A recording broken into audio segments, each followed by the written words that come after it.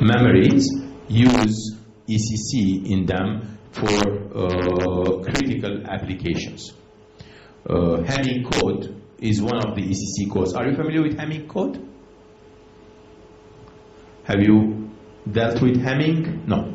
Hamming is one of the codes that you can add extra columns to your memory to store a code and have a storage in the memory, and each time you read something out of your memory, internally it compares to the code to make sure that your content of the memory is kept accurately, is not damaged, right? And if it's damaged, it does the correction on it. If there is a single fault in the memory, the Hamming code can do the correction. Now, if there is more than one fault in the memory, or more than one error, Hamming code cannot do correction, but can do detection. So it tells you that it is bad, but it tells you that I cannot correct it. So Hamming code is one way of doing ECC. We'll come back to that in a second to see if it is sufficient to do ACL B or D level with Hamming code, or there is something more than that is needed. So again, in automotive, DPPM is defect per million. Defective parts per million should be very, very low. That is, when I'm producing the chip with very good quality, there shouldn't be, the defective part per million should be close to 0, which means test escapes are not allowed. I cannot send out a chip that has in it certain escapes, certain defects. I need to clean out all of that before sending it. Now, to meet all of this, we need to understand what happens in the field, right? Because these chips for automotive are supposed to be very good in terms of quality when we produce them in manufacturing. So they have 0 DPPM, cleaned, repaired, filtered properly. I send them to the user. So this is very good quality upon manufacturing. However, we know that some things do happen in the field as well. So we need to look at what could happen in the field and how can I make sure that the field-oriented activities are also covered. And that's exactly what will be needed here. So the reliability-oriented faults are the faults that do not happen in manufacturing, but happen later on in the field due to the time, due to the life cycle. So those can be of two sorts. Either they can be intermittent faults or transient faults. Intermittent faults is the same fault that appears sometimes and doesn't appear some other times. Weak faults are intermittent faults. It's the same cell in the memory. Sometimes it's showing failure. Sometimes it is working properly. It could be due to the condition around it. So intermittent is things that are on and off. Sometimes working and sometimes not, but the same fault that is. Transient faults are not like that. Transient faults are the ones that would happen suddenly, but will disappear and will not come back. So these are, for instance, radiation. Radiation hits a bit, the bit flips its content, but then the radiation is gone, that fault is gone.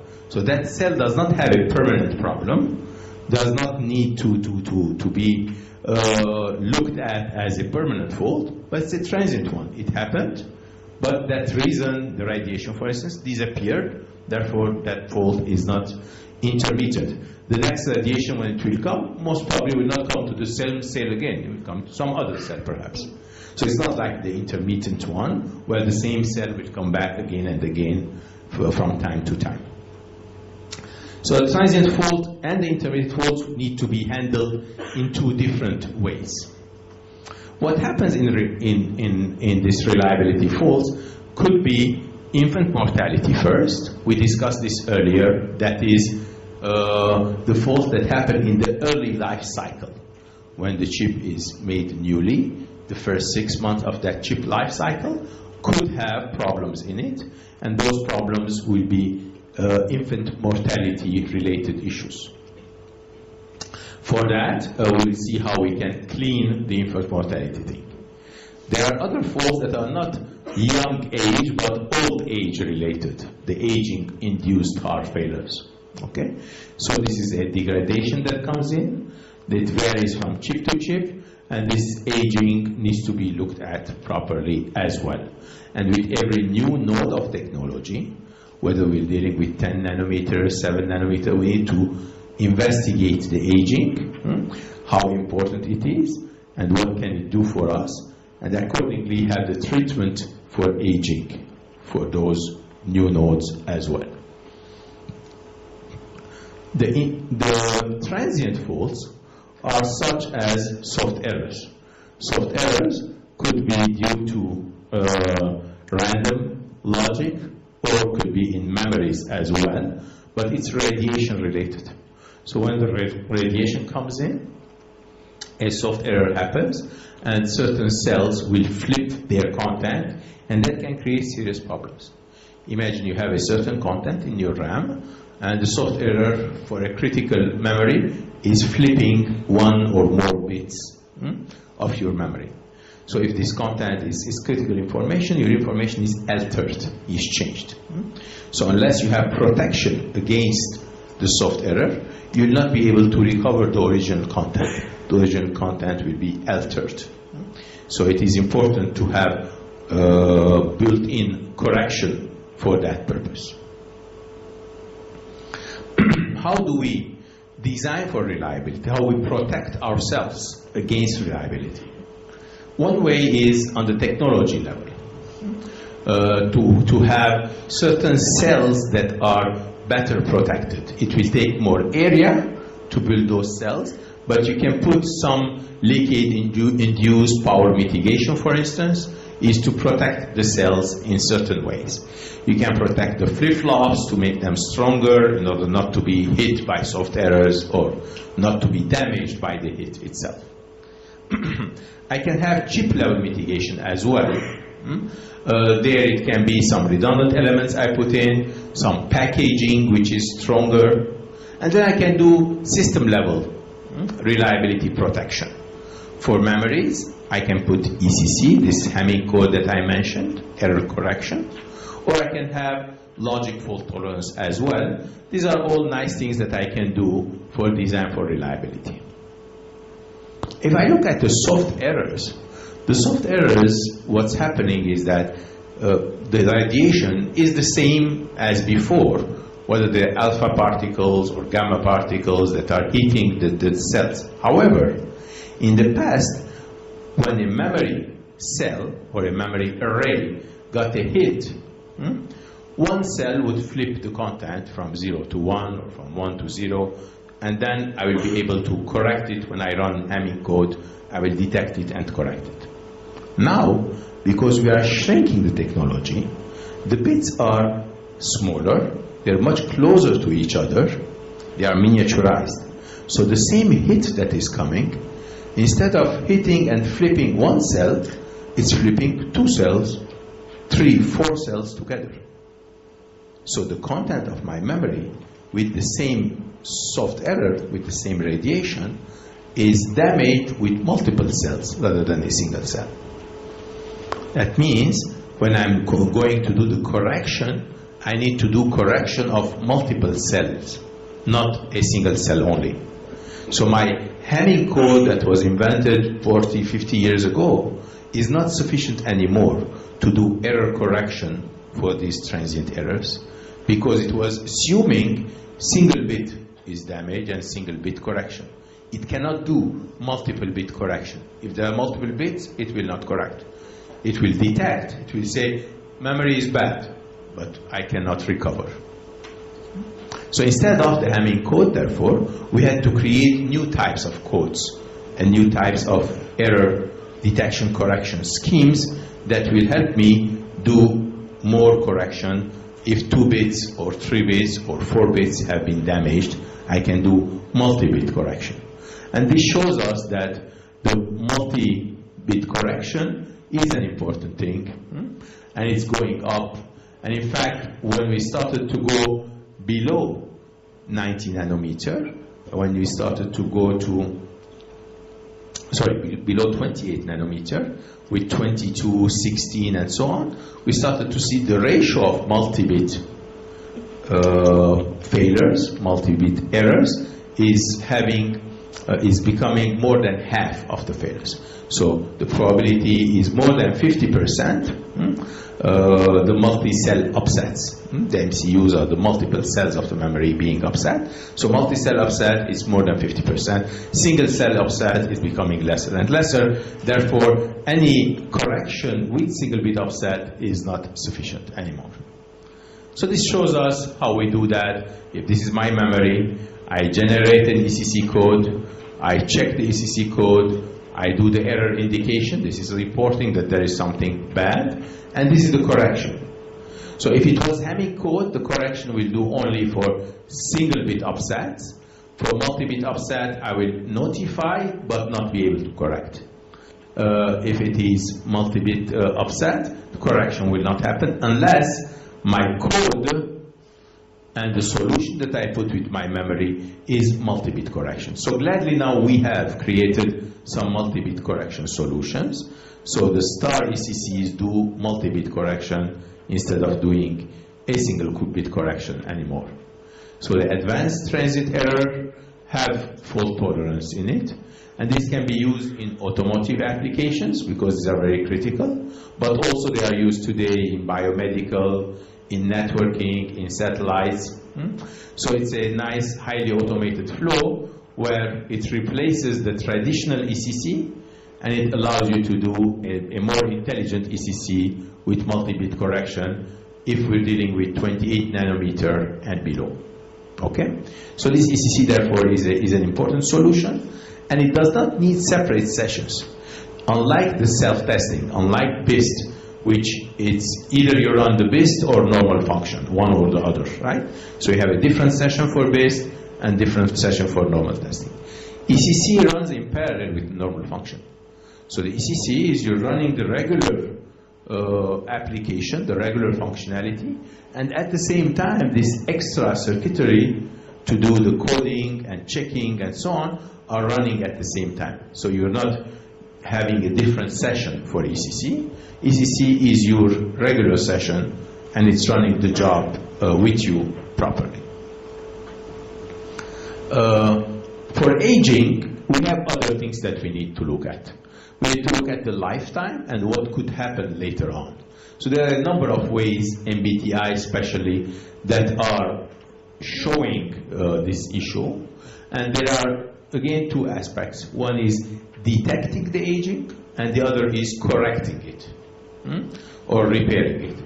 So detecting it is the regular BIST engines will not be able to detect the aging through MBTI. You need special sensors for that. So now we are building special sensors to check the MBTI aging factor, but gladly the regular repair will be able to do the job. So regular repair will be looking into the different aging phenomena and replacing those bad cells with good cells instead. So with that, we looked at what's happening in the field. So again, what's happening in the field is one, power on self-testing. The second one is the periodic one. And the third one is the ECC that we needed to look at and to make our chips ready for them. Now, one new topic in addition worth mentioning, and that is not the individual chips, but rather group of chips. So what we have today, we have this 3D aspect. The 3D ICs are the ICs that are three-dimensional. Are you familiar with 3D ICs? No. Okay. You know, the chips typically, if you have multiple chips in your system, they sit on a printed circuit board. You know the printed circuit board? Yes. In the printed circuit board, the chips are flat sitting next to each other, but there are distances between them because printed circuit board requires certain connections, and those connections will take some space. Therefore, you cannot squeeze it too much. There's a level of squeezing that you can do. You can either have your chips bigger, put more contents in your chips to make it more, to put things together closely. But if you want to have chip-to-chip interaction being done fast, printed circuit board does not give you that speed. So as we are today moving forward with speed, moving forward with power, I would rather have the chips closer to each other in order to not to pump the signals for chips that are far away from each other. Instead, make the chips closer to each other. And to do chips closer to each other, the best way is to put the chips above each other, where you have almost zero distance between them, right? And then send the signals much faster and have the ability to have area-wise more squeezed small area because they're sitting above each other rather than far from each other. Signals much faster because they are just above each other, so you can send the signals.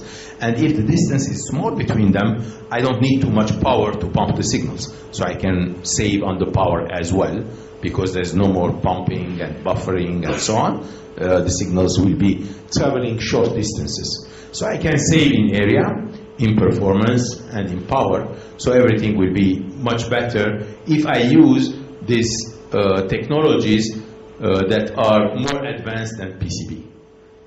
Technologies that will allow me to squeeze things closer to each other.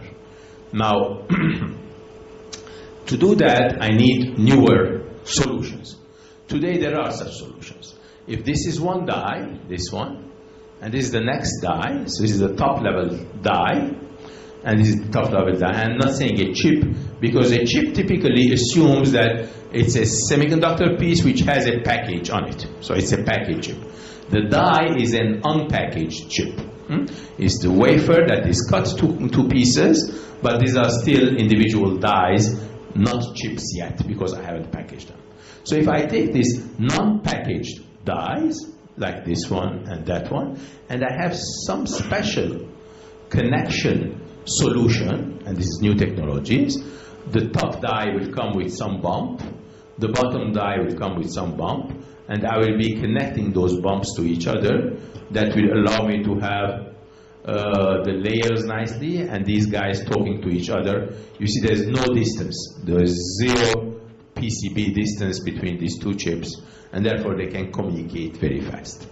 But that assumes the bump to bump is matching properly. Those distances at a very small scale are working perfectly. So there is an accuracy issue, there is chemical material issue, and so on. And then there is something called a TSV, we'll come back to that, that will allow us to travel throughout these areas. These are nice channels through which I will send my signals. Of course, this will have also power and temperature issues. As I'm putting the silicon next to each other, the temperature will raise very fast, and I need to have some cooling solution and so on to go with it. Because having silicon on silicon will be restricting me a little bit. There is another solution called 2.5. 2.5 means a little bit before 3D. If 2D is the PCB and 3D is these vertical structures, such as this one, this is a 3D because they are sitting above each other. 2D could be these two sitting next to each other, but sitting on this, but still the entire thing is packaged. So this one is not packaged separately, this one is not packaged separately, but still it's horizontal. So if it is horizontal in nature, next to each other, it can be considered 2.5D. So this is a 2.5D. But if this is totally vertical, it is 3D. Typically where you need to apply this is with logic and memory. Because you have a logic SoC, which needs some DRAM, and this DRAM is very large, it cannot be embedded inside the SoC. Therefore I put it above, and I do my connections through these bonds, and this logic to DRAM connection can be done in a nice 3D manner. Here also you have logic to memory connections, but in a 2.5D manner. So these are all nice solutions to speed up the time and the processes, and we have multiple such technologies coming up. So I have something called memory cube, where the memories are sitting above each other. So this is a memory solution. Instead of creating a more complex DRAM with many, many additional bit cells, I can take all the technology DRAMs and put them above each other, and gives me a lower solution of a large capacity DRAM by building this number one solution. Number two solution is a 2.5D. So it's a silicon interposer. So it's more advanced than the PCB technology because it's much smaller kind of space and smaller connections. And I package this whole thing together. And probably this blue one is some memory sitting above each other and some SoCs sitting next to them. Okay? So it is memory to SoC connection via a silicon interposer 2.5D. Then we have this number three is the wide I/O memory cube. Memory cube and logic is where you have the red logic chip, and then you have the memory sitting above that. So wide I/O or HBM are different standards for building DRAM memories above a logic. And this is quite common today. We do have a number of companies that introduce this in their actual products. In some cases, not all the memories are sitting above each other. It could be one large SoC and one memory sitting here, next memory here, next memory here, and so on. So there are different configurations of creating this. Finally, this is the generic solution that people are intending to reach, but it's not there yet as a commercially utilized solution today, is the total 3D stacking. These are heterogeneous chips, different logical chips, memories, and so on. They just plug and play, they sit above each other. This is a little bit more generic in nature, like any chip over any chip. This is still taking some time. However, these ones are commercially available and being utilized in various places. Now, having said all of this, we'll come back to our story of today, which is how can I ensure that these are healthy, these are connected properly, these are tested properly, and therefore they're operating nicely. Even if every single chip has been tested nicely, every single die has all the things that we mentioned earlier, has all the built-in self-test in it, has repair in it, has diagnostics, hierarchical test, and so on. But that doesn't mean that when I put the chips above each other, the entire thing is nicely testable. So test access, 1500 or JTAG standard and so on are meant for chip level testing. What if I have multiple chips? How do I test them? Is there a standard there? So this IEEE P1838 is the standard that allows us to go beyond one chip to do multi-chip testing, especially to do this 2.5 3D testing infrastructure. What it does, it tells us that if this is a die, and each die is tested by itself, typically a die has accessibility, has some registers that I can read from the primary IOs. So this is one die, this is another die, that's a third die. So if I look at them individually, some of them have scan chains, some of them have core BIST in them, and so on. This is the one with BIST, this is the one with compression, this is multiple next to each other. So I know how to deal with them, different die. So this is doable. We learned about this all along. With board, this board has these 3 chips. I can come and have my test access port, and I can go from one, connect with chips to each other, and test in between those interconnects at that board. So that is also doable. So these two we know how to do, PCB as well as individual dies. However, once I have stacked testing these next to each other, and I have high-speed connections between each other, and then having access to this one is not possible unless I come through this. Because one chip has primary input-output, the other chips don't have primary input-output. They have internal connections between them. We call them TSVs. So these pins are connected to here, and these pins are connected to here. But the ones that are externally accessible are only these ones. So now I have hidden connections there and there. Therefore, I need a way to test this chip through this one and that chip through this one, but also to test the interconnects and make sure that they are don't have opens and shorts in the interconnects themselves, right? And that's an important one. So for this stack-oriented testing, for the 3D stack-oriented testing, we need to develop a solution. And these are examples of such a solution. The example is that each one of them would have its own test access port, which is fine.